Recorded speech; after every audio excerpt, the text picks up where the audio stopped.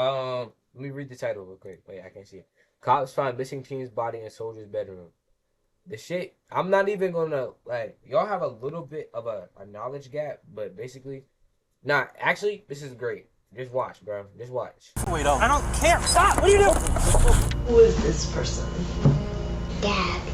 And then he also told me that Daddy made him and Tristan go in the bathroom and cover their eyes. Strangle? I don't know. What the fuck? Cover their eyes in the bathroom? What?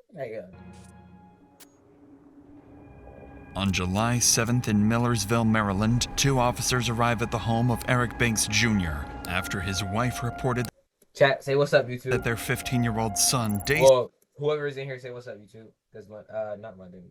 No, was potentially missing. The report was relatively standard for them, but the reality awaiting them is more horrifying than they could have imagined. Son, not mine. Just letting you know. Alright, well, fuck me then, bro.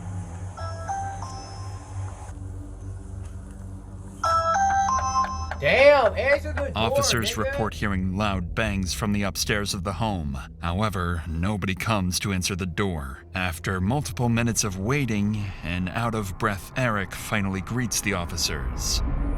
Hey, how you doing? I'm doing good, boss. And yourself? I'm doing good. I had a porter one. I'm out with him. What's going on today, man? You're supposed to be serving peace protector order. Supposed to be serving it on you or on... Both of us. Okay. The judge just ordered us to stay away from each other. Okay. Sit down, buddy. Sit Do down. you all have some sort of like court order agreement on custody or something? My oldest, I know he ran out the back door somewhere. All his stuff by the back door. He ran out? What's going on, boss? I know you get DJ. I know you're getting tired of seeing us. Where's DJ? She called him and he went out the back door. He's not here. No. You want to come in? Just let you know you're being audio. Oh, hey, I know. I see y'all got the body cam. Yeah. She said he was like, Do you have a phone? huh? I took my phones back. Okay. Yeah. So All the phones are on my plan. Separating everything. you have no idea where if you just let a 15-year-old walk out of your house with all his bags packed. No, his bag's at the back door. I literally told him, wait for your mom to get here. The police supposed to come here to serve her a peace of protection order. The judge told her to call you guys before she comes to. I'm not trying to get in trouble. I understand.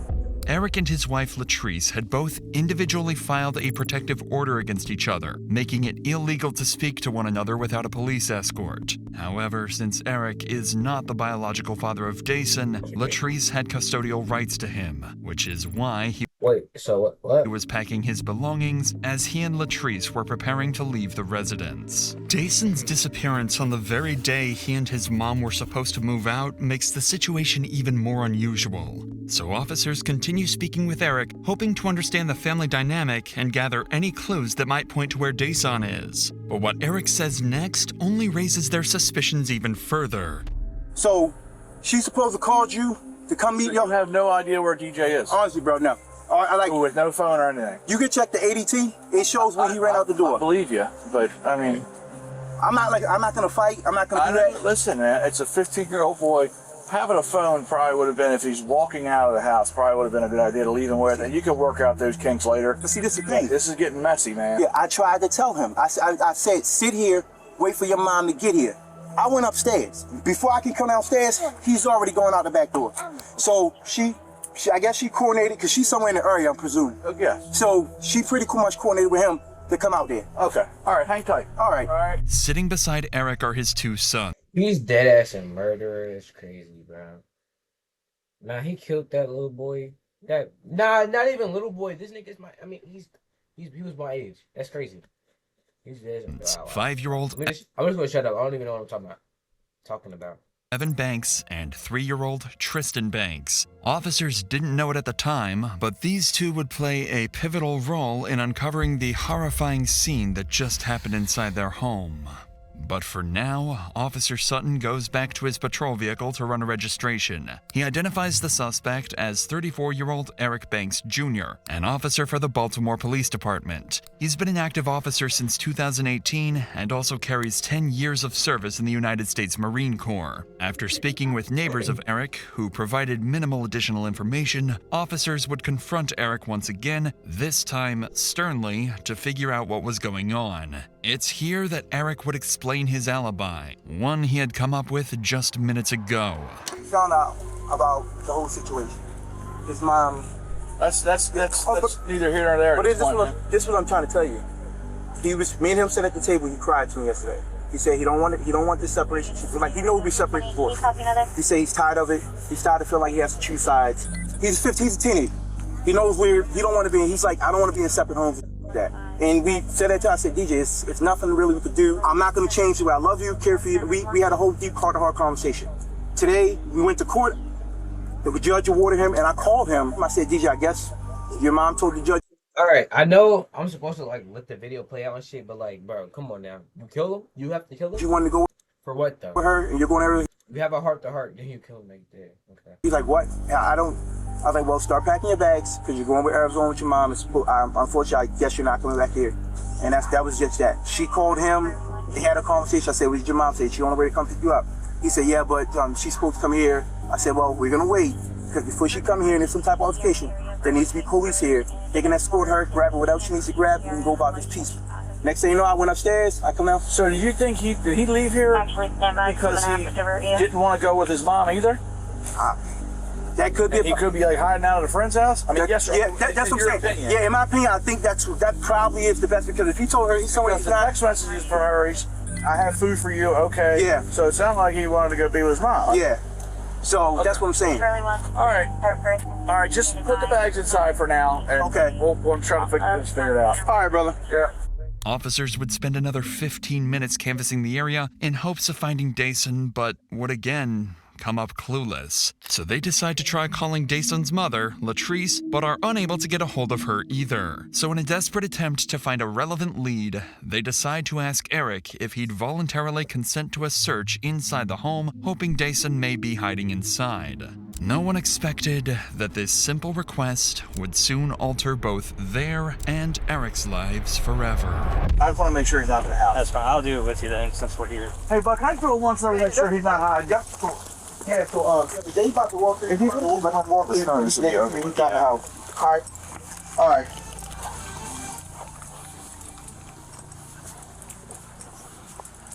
That's your room. The one with the bunk bed right here? Yeah. This is the kids' room. DJ! This is my room right here.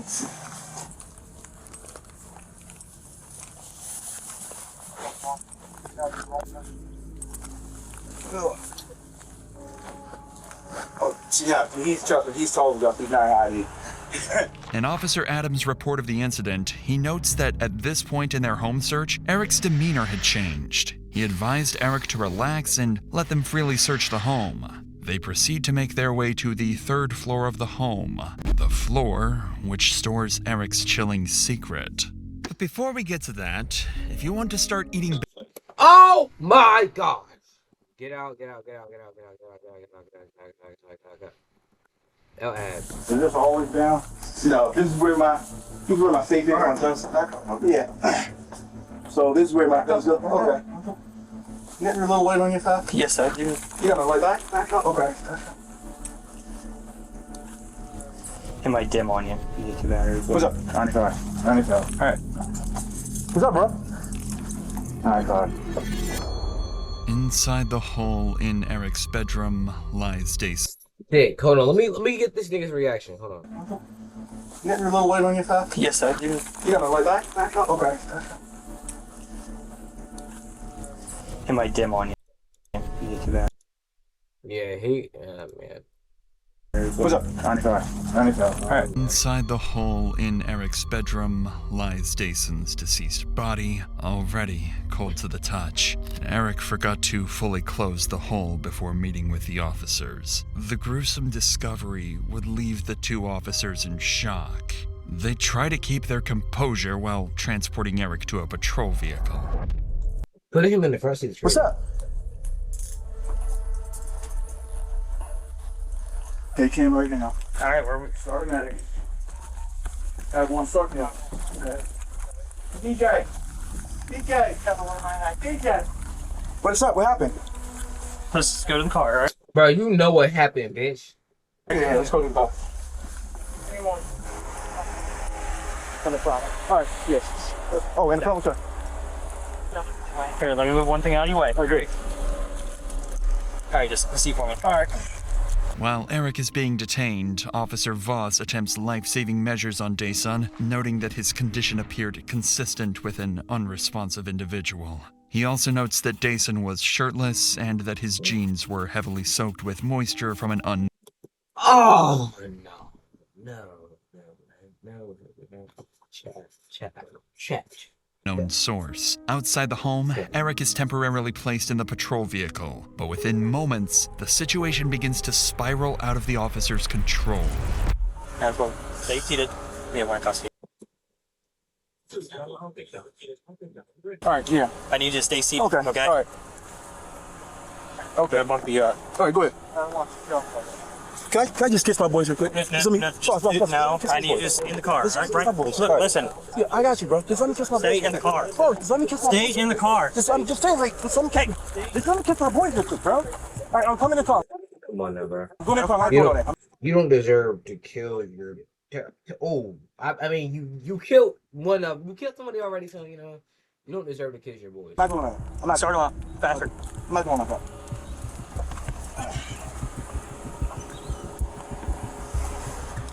After you just.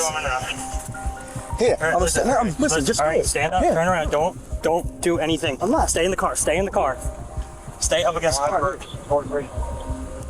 Okay. All right, now get back in. Hey! Bro, I'm not doing it. Stop running. What are you doing? I just want to kiss my boys, bro. Come on. Just let me kiss my boys. Get back in the car. All right, come on. Come on. This guy is crazy, fam. The mom is parking at the corner of Hilltop. Stay in there. You're not coming out no matter what. All right, bro. Without additional units on scene, Officer Sutton struggles to keep Eric restrained. Sutton attempts to secure Eric's handcuffs using a double lock, a mechanism that prevents cuffs from tightening or being manipulated. However, Eric uses his police experience to exploit this, and while his previous attempts at evasion have failed, he'd make one more, final, far more violent attempt to get away. I just threw my life away. Just stop. What are you doing? I just threw my life away, bro. Will you stop? Okay. Nah, gang. Yeah, I mean, at least he knows. At least he knows it. He threw his life Stop unbuckling. I What are just you threw doing? my life away, though. I don't care. Hey, listen. Stop. Just choke. Stop. What are you doing? Just choke me. Choke. Get back in the car. Just choke me. Just choke me. Just choke me. Adam 4. Look, to Adam 1. Can you come back out here, please? Hey, get up, gun. Look, just choke me. Just choke me. Nah, he's dead ass just trying to end it, bro. That's it's not funny, but like, come on. Adam 4's trying to grab a gun. Adam 4's trying to grab a gun. Stop! They taking their sweet time. Get in the car, Walter. Get in the car. Now in here. Turn him out. Turn him out. Turn him out. Turn him out. On this round. Correct. Okay. 4448. 3 times you now. Where's Stop. I can't stop. Yes, you can. It's on my wrist. And my hands going numb. Are you on your side? You gonna stop? Yeah. My hands going numb. All right. Turn them on. Stop. Yo, all right. This nigga has a fucking double barrel nose, and he's like genuinely acting retarded. But hold on. I told you broke it. It's numb. All right. Stay where you're at. Stay here. I am staying here, but I told you broke. All right, I'm moving your legs. All right. Take a deep breath. I am. All right, listen. Your weight going around last can make it worse. I know. All right. Well, I want you. We're done. We're done here. I want you to be not done. I want you to think. We're gonna take you to the hospital. All right. All right. Well, let's just not wrestle anymore. It's just too hot as shit today. I know. You sweating? I'm sweating. Can we be done? I want to be no, bro. Like, all right. Well, let's go to the hospital and talk about it. We don't need to wrestle on the ground. Is that helping anything? No, it's not. All right. All right. Okay. All right. Eric attempts to unholster Officer Sutton's service weapon, eventually managing to loosen it and nearly knocking it to the ground. Fortunately, Eric's handcuffs prevented him from causing any further harm. As the chaotic scene finally settles, officers briefly discuss the frantic events that just unfolded.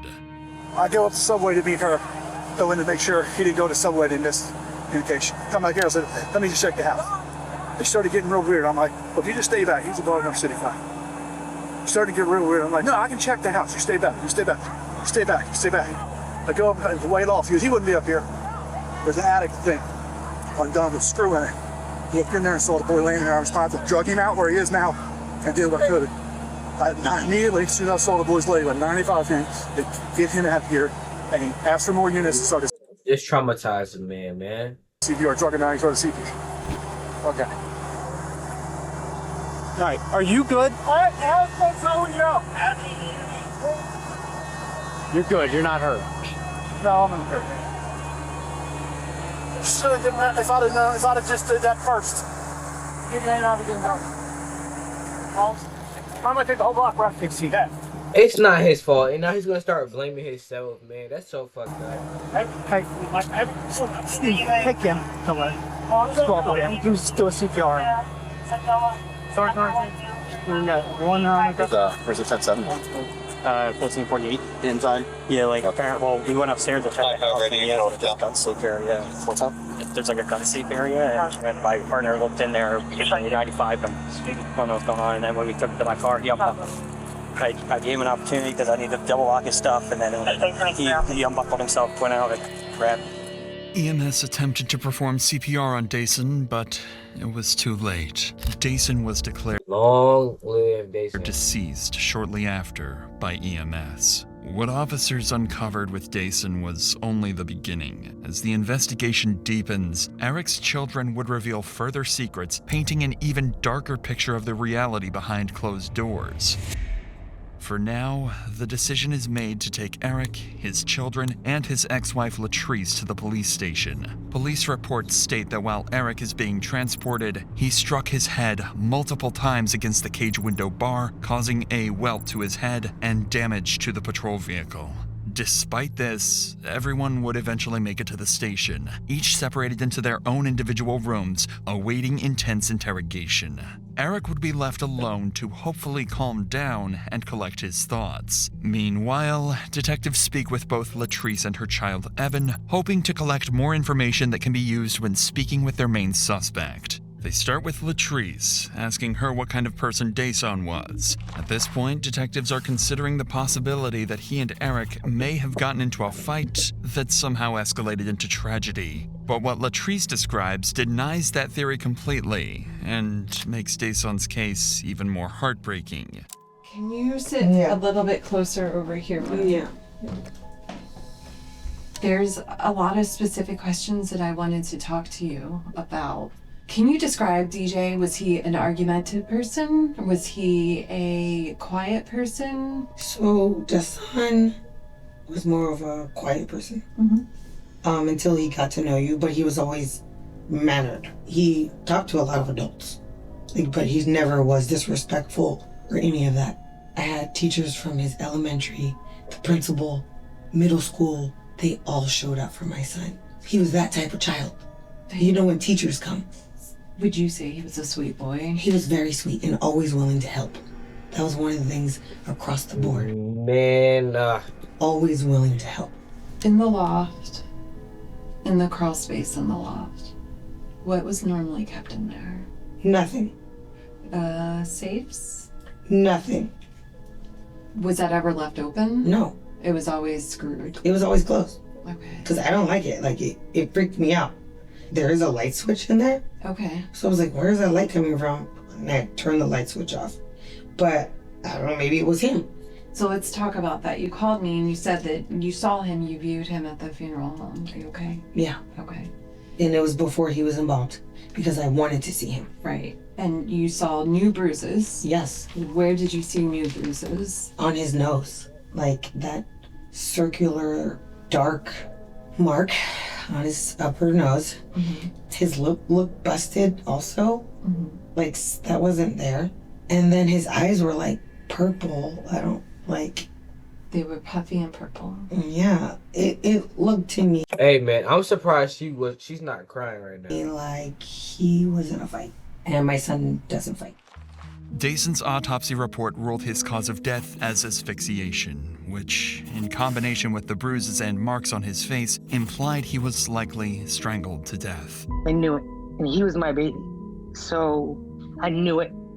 I still have those feelings that, no, I'm not happy with. Because to me, it doesn't say I did it. but it says there's enough evidence to say I did it. So, let's just say you did it then. Latrice makes it clear she believes Eric is responsible, even though she didn't witness the incident herself. But her son Evan, seated just 3 doors down in his own interview room, has information that could take the investigation even further.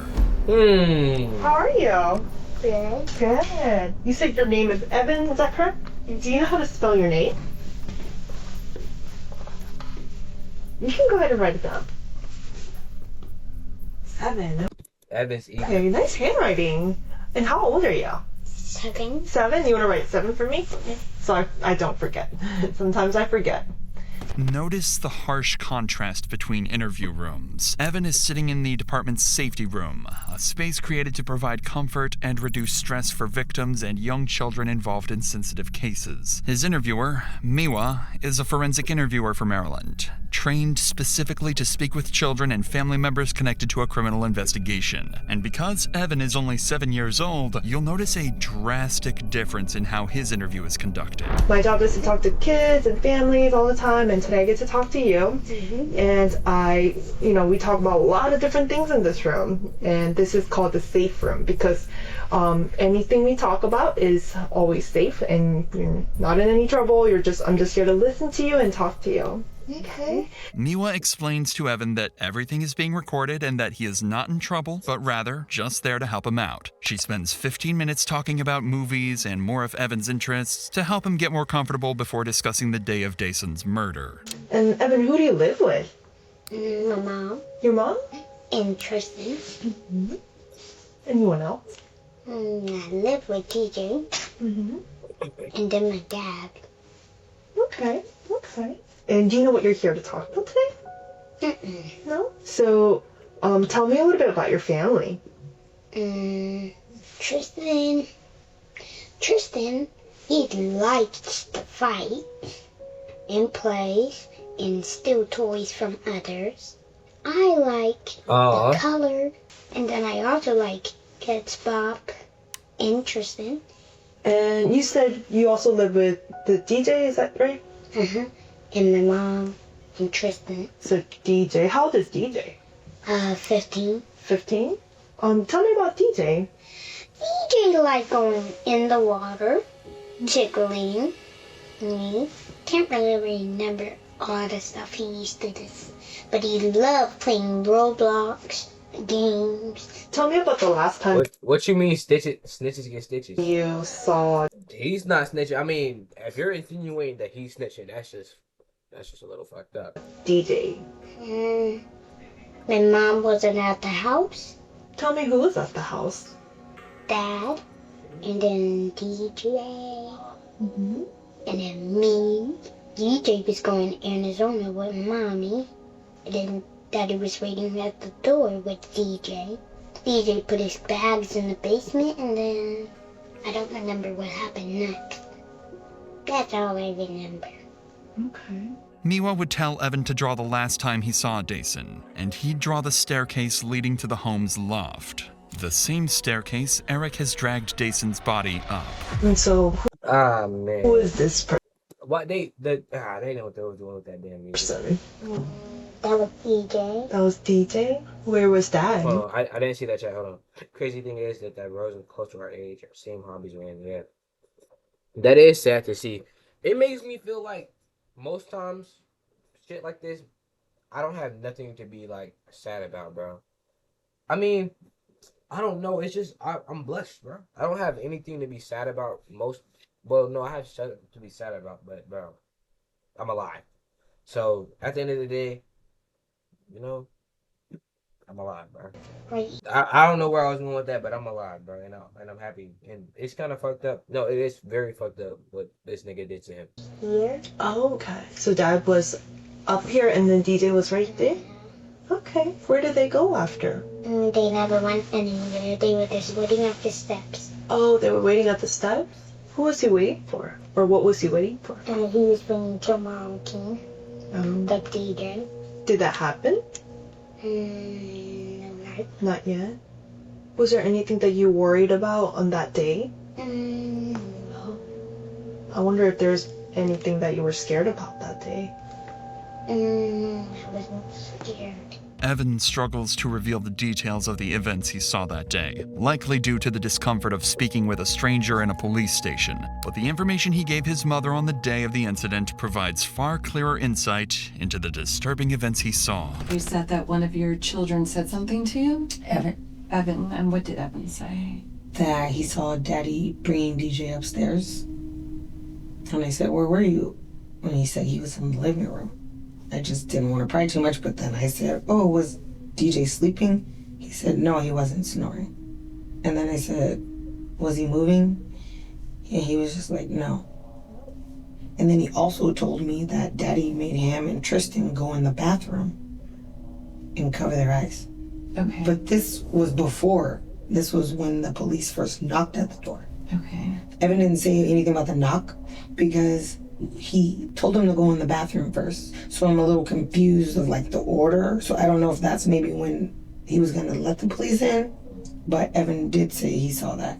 And he was in the living room because he told me he was watching Loki.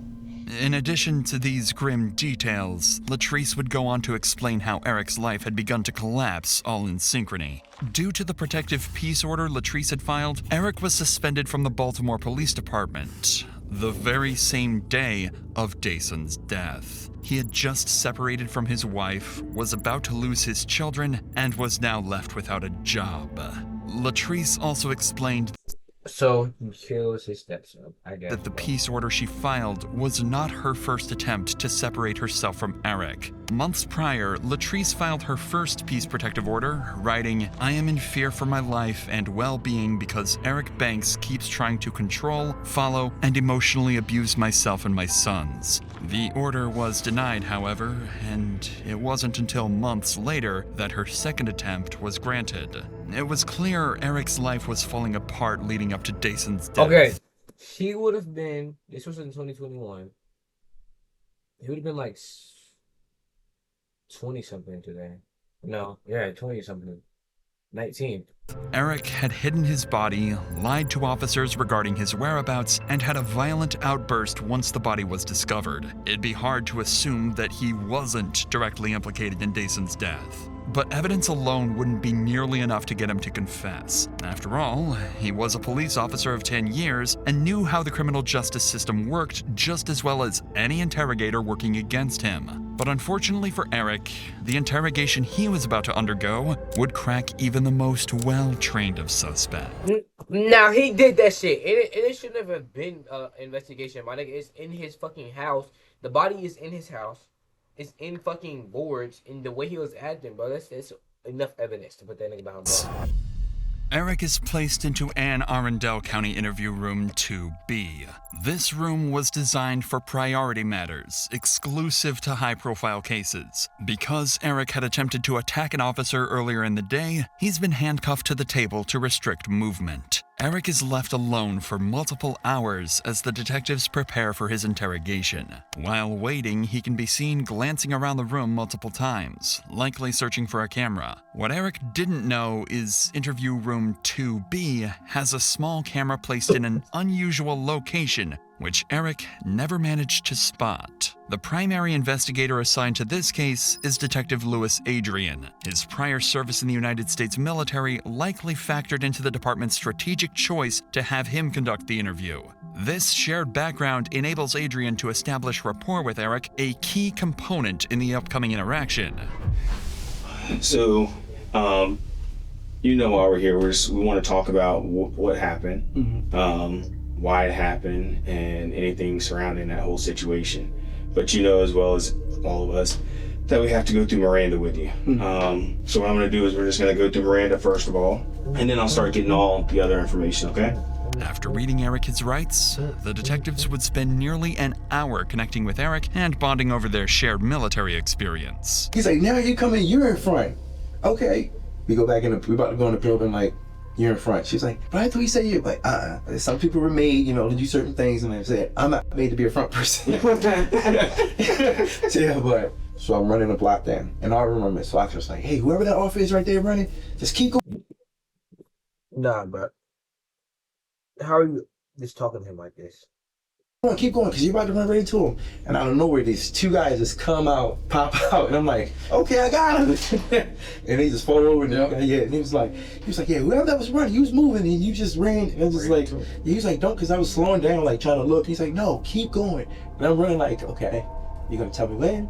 This friendly conversation appeared to take Eric out of the tense mental state. It appeared that Eric sharing his favorite moments from the military gave him a sense of importance, like he had an identity he was proud of, or at least used to be. But that moment is short-lived, as he's quickly brought back to the reality of why he's sitting inside a police interrogation room. So you spent 3 years, and you're still active in the Baltimore City Police Department. Yes, sir.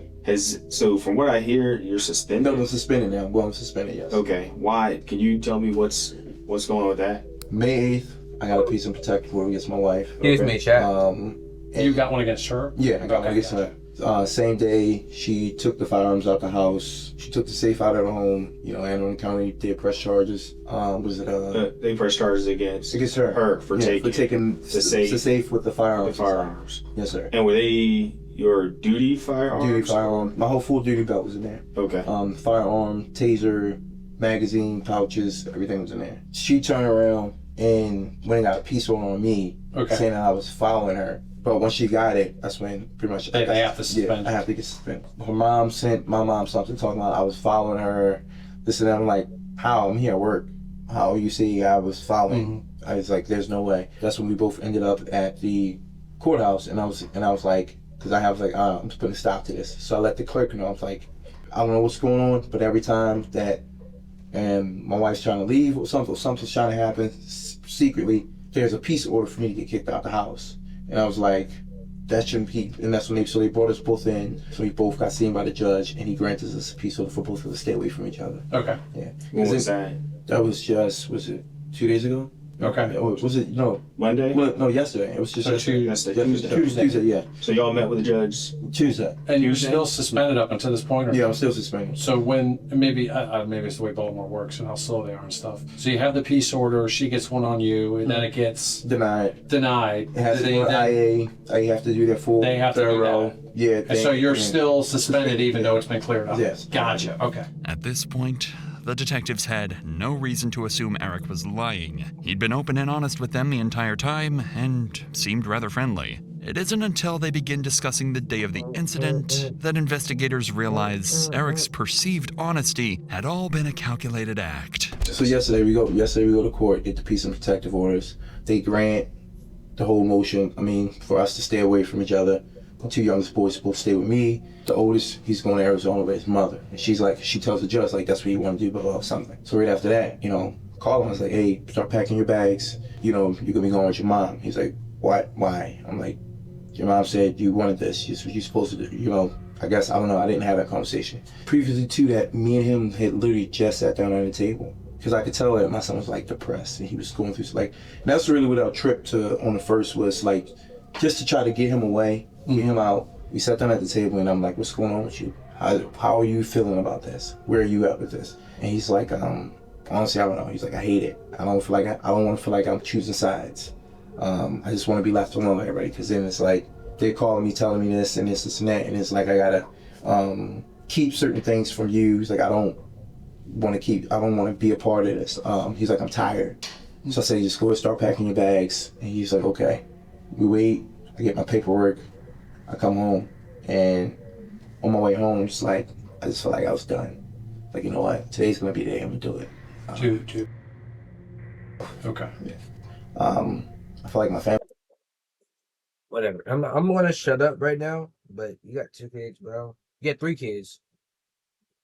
Why? I was falling apart. I'm suspended from work. Possibly gonna lose my job. So it's situation building. Just keep going. It's like vendetta. And I even sent a text to say, I don't know why we feel like we have to be at war. Right. We shouldn't have to be at war. It's if you out here lying to these guys, telling you gotta guess what are you trying to move in with them? Telling that you're living in hotels when you're not. You're staying with your mom. What are you doing? So at this point, it's you know what? I'm just tired. Yeah, you're tired of it. Yeah, it's a way out to get peace. I get. Yeah, a lot of people go through that, man. Yeah, and it was nothing. I felt like everything was just coming to an end. And I feel like that now. Honestly, everything was coming to an end. I was like, you know what? just gonna do it. It is what it is. So when you got home yesterday, was there anyone in the house? Yes, it was. Deshaun was in the house. Okay. Evan was in the house, and Tristan was in the house. So you go in there and you're doing all this stuff, right? I go in there and I go in there. I see him upstairs. Like he got his bags packed. I had to go and take your stuff downstairs when your mom's come. And she called him. It's like, mom's calling. He was like, what do I say to her? I say, tell her, just talk to her. Like, she called me, whatever. And he answers the phone, and they have a conversation. And that's when I'm like, okay, what'd she say to you? She said she's gonna be in the area, just bring my stuff downstairs. I said, okay, cool. I said, so the police should be coming, and when they come, everything goes smoothly. This is the moment where Eric's act begins. Notice how he begins looking blankly into the ceiling as he recounts critical moments. For the last hour, Eric hardly looked up to the ceiling once. I go downstairs and I'm in the kitchen. I just made a big bowl of Gatorade. Not big bowl, but big picture of Gatorade. It's blue. It's probably still, I believe it's still on the counter. But like I said, you say you never went to the hospital. The bag of crushed up pills that I had was right there. The son came downstairs. He asked me something. He was like, what did he say? He came downstairs. He asked me something, and I can't remember his exact words. He was like, asked me, was it about? I think it was a leave or something like that. I said, the son, just wait. We're not gonna because he was like, I don't want to go. He was just telling me that he didn't want to go and shit like that. I said, look, just wait. We're not gonna talk about shit because I'm gonna take your brothers to your mom's house and I was coming back. I said, if your mom gets here with the police before I get back, unfortunately, you gotta go with her. That's just the way it is. He's upstairs. I remember Tristan. I told Tristan, I said, Tristan, go get your shoes. Tristan said, okay. So Tristan goes upstairs, he gets his shoes. And he comes, he's like, Daddy, what's wrong with DJ? I'm like, huh? So I go upstairs and DJ's in the bathroom, and he's in the tub. And that's when I seen him. I was like, what the fuck? That's why I pulled him out the tub, and as I'm pulling him out the tub, I laid him flat on his back on the floor. And then tub, attic, correlation, tub in the bathroom, attic. What was it? At that time, I'm not sure. I think it was Evan or Tristan. He was like, "Daddy, somebody at the door," and I'm just looking at my feet. I'm like, "What the fuck is this?" I'm like, "What the fuck?"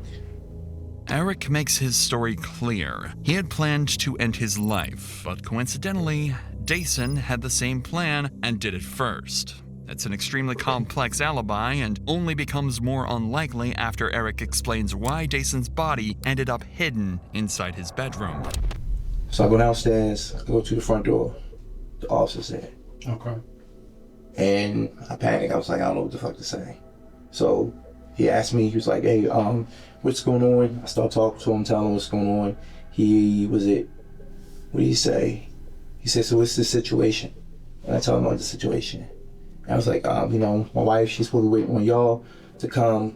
Y'all supposed to be serving her with a piece of protective order. And whatnot. He's like, yeah, she's supposed to be picking up our son. And he was like, is she here? And at the time, he was upstairs. And then he lied. He said he ran through the back door. On the floor. Okay. In the bathroom. When he said, was she here? My mind, I was like, no. Okay. Yeah. You panicked. Yeah. Because it already looked bad. I already moved him. And I was like, you got him out of the bath. Yeah. Was it? And then when I got out of the bathtub, I asked the officer, it's the most body on camera's on. You can see. I asked him like, can I go in the house? Use the bathroom real quick. I remember asking that, and he was like, no, just wait. Okay. And then the other officer show up, and then when he show up, he's asking, he was like, so is the son here? Still the same thing. I should have said yes. Yeah. I knew my perfect world. I knew my state of mind. My state of mind was to kill Eric. Okay. Now let me ask you this: is that why? Because I did watch some of the footage when they went to loosen your handcuffs.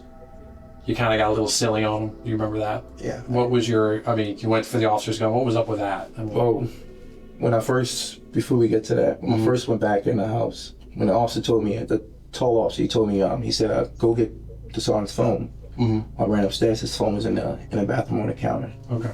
So I run upstairs and I get the phone.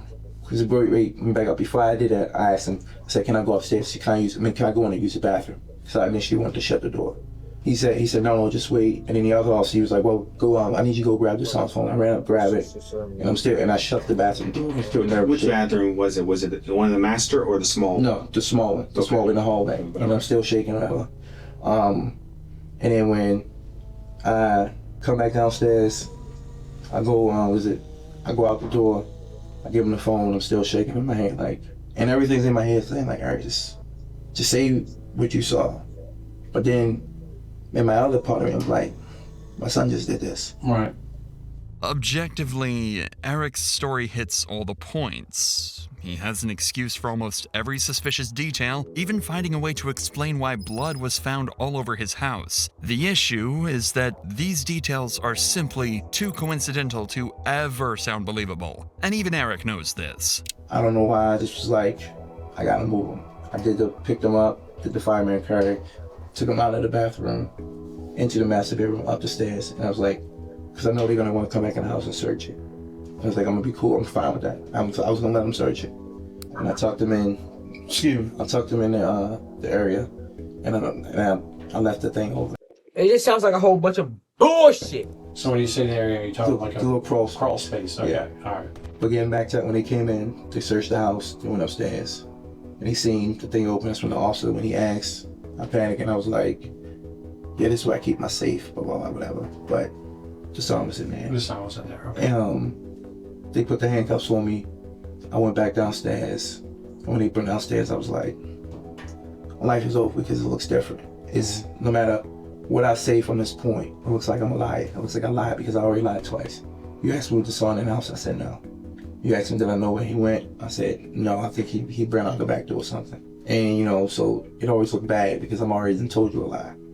Even though in my head it's like, you probably should have said the truth. You probably honestly should have left him where he was at.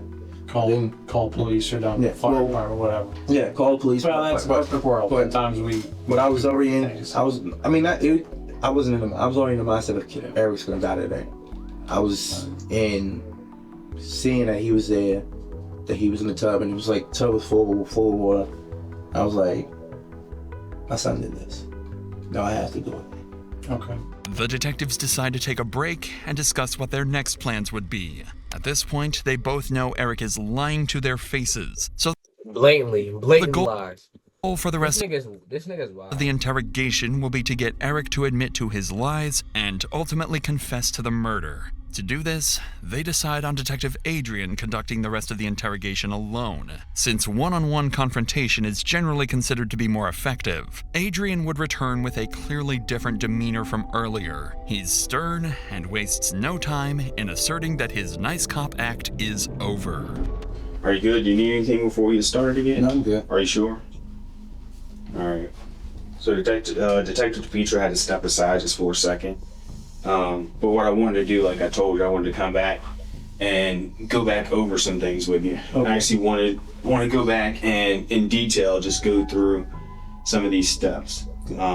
Eric would recount his story exactly the same as before, claiming he simply found Dason dead and had nothing to do with it. And it seemed as though Detective Adrian had nothing concrete to combat Eric's lies. That was until he brought out Dason's autopsy report. I'm gonna tell you this. I know that you spent 10 years in the military, and you were in the Marines, weren't you? Yes.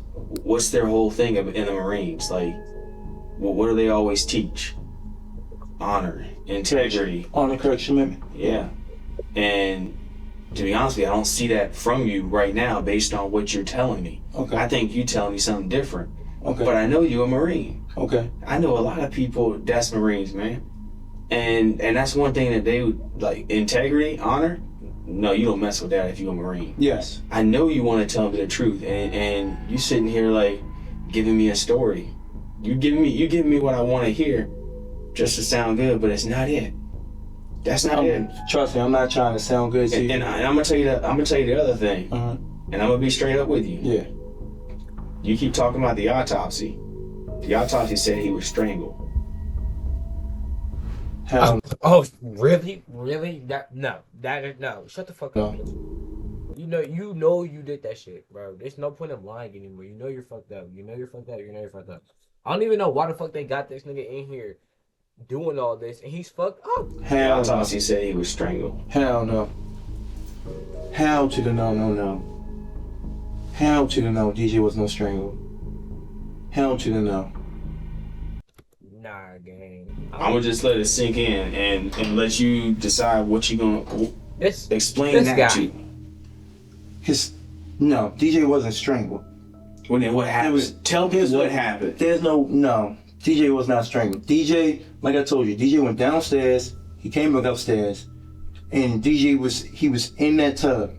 Like I said, when I came in that room, he was in the tub. When I grabbed him out, I grabbed him like this, and I pretty much put him in the fireman's carry. When they left, I could drag them up to my room. If that's the case, I would have left him in there, and I would have said, or had them come in there to be like, but DJ wasn't no strangle. There was no way. DJ wasn't no strangle. That's your boy. You had pride in him. Yeah, but you had pride in him. You were trying to help him out with his grades. You were getting him in STEM classes, and then this happened. But you saying DJ was strangled? Nah. Well, then tell me what happened. This didn't happen. I'm gonna tell you that right now. This didn't happen. You saying he wasn't? So no. I'm not saying that. I'm not saying that. I believe that part, but I believe something else happened. Note Eric's lack of emotion when hearing this information. No tears are shed, but rather an array of defensive rage. This, alongside the other countless red flags Eric is portraying, is a telltale sign for detectives that a suspect is lying. You need to tell me the whole story. Like I said, DJ get his ass out of here. DJ was literally in that tub. There was no way I'm gonna sit there and strangle DJ, not harm Tristan. Why would I? I don't even have no ammo to want to strangle this boy. I have nothing against him to want to strangle him. Nothing. Okay. No anger in my heart, no nothing. Cause then, like I said, if I was gonna do that, why would I leave my other two boys?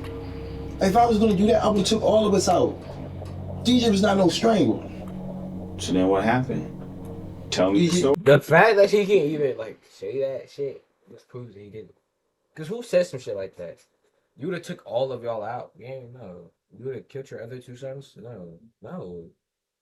What? No, I mean, you kill one time, you can kill again, bro. I mean, but that, I watched the story. You start from scratch. Tell me the story. DJ was not no strangle. Well, then tell me what happened. You're not telling me the truth. Tell me what happened. Bro, I'm right here, standing right now. I'm giving you a chance right now. You asked me to tell you that I strangled my son. No, I didn't. Eric understands the legal system well enough to avoid offering a direct confession when confronted. From investigators' perspective, he knows that admitting involvement is the worst thing he can possibly do. Well, besides this nigga is such a fucking liar, bro. Not asking for an attorney. Regardless, it's going to take more than just a heated confrontation to make Eric crack. So Detective Adrian resorts to a completely different approach. Empathy. I'm gonna tell you right now, the way this is gonna be something you're gonna have to live with for the rest of your life. Yes, sir. This is something you are gonna have to think about every night before you close your eyes. And when you close your eyes, you're gonna think about what you did to him. That's what you're gonna think about. You're gonna think about what you did to him, and it's gonna haunt you for the rest of your life. Or what you can do is you can talk to me. You can tell me what really happened, and at least that load will be off your chest. See, I'm telling you right now, there's no you're telling me to say I strangled my son. I did not strangle my son. That's what you're asking. I understand you're trying to align with me and and show the compassion, trying to but there's no me in strangling DJ at all. Okay, so let's take strangle out. There's no me strangling DJ. We taking strangle out of the equation now. Okay. What happened? I told you what happened. We taking strangle out. Yes. What happened? He was upstairs in that tub. DJ was literally in that tub. You didn't put him there. I did not put him there. No.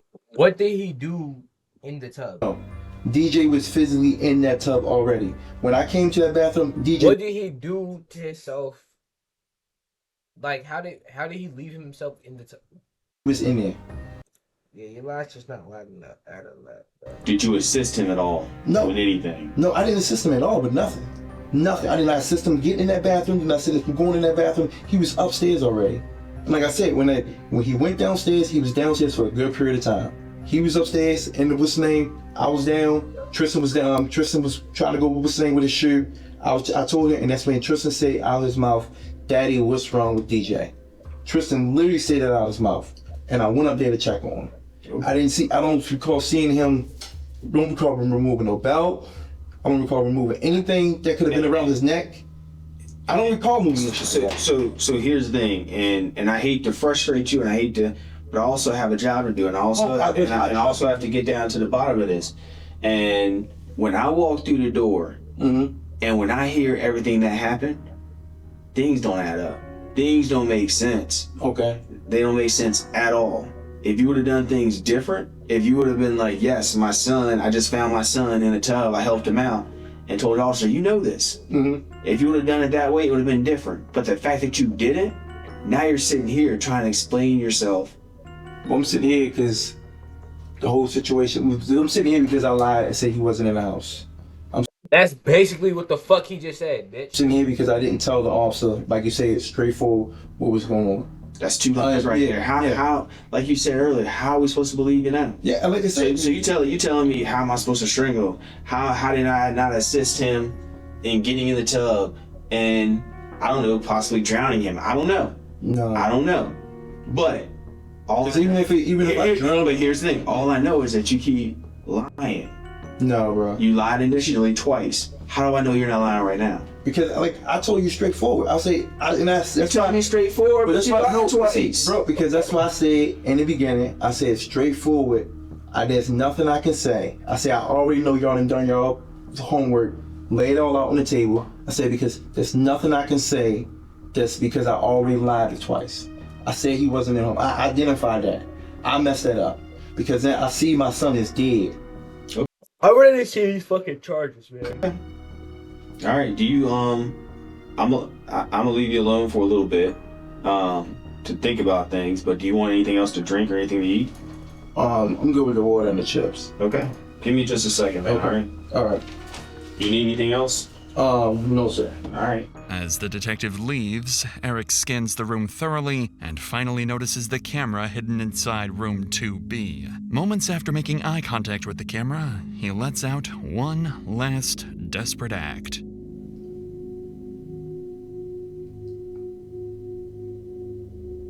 Strangle? I don't know. Yeah, see? He did that shit.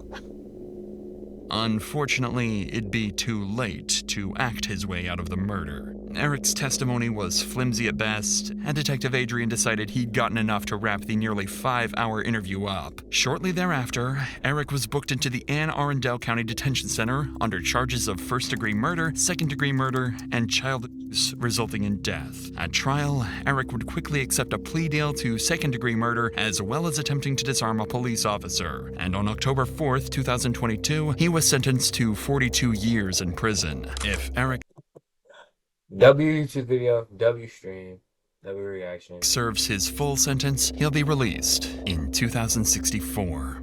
Ah, man. Yeah. All right. You all right?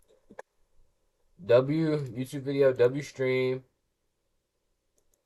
Yeah, man. W YouTube video, W stream. I appreciate y'all for watching. I appreciate you, Noah, Ashton, both Ashtons, Angel, Sincere. I appreciate y'all. I love y'all so much, bro. I love my whole community, my friends, bro. I appreciate y'all so very much. Collect, and yeah, W stream. Oh wait, I didn't end the video yet.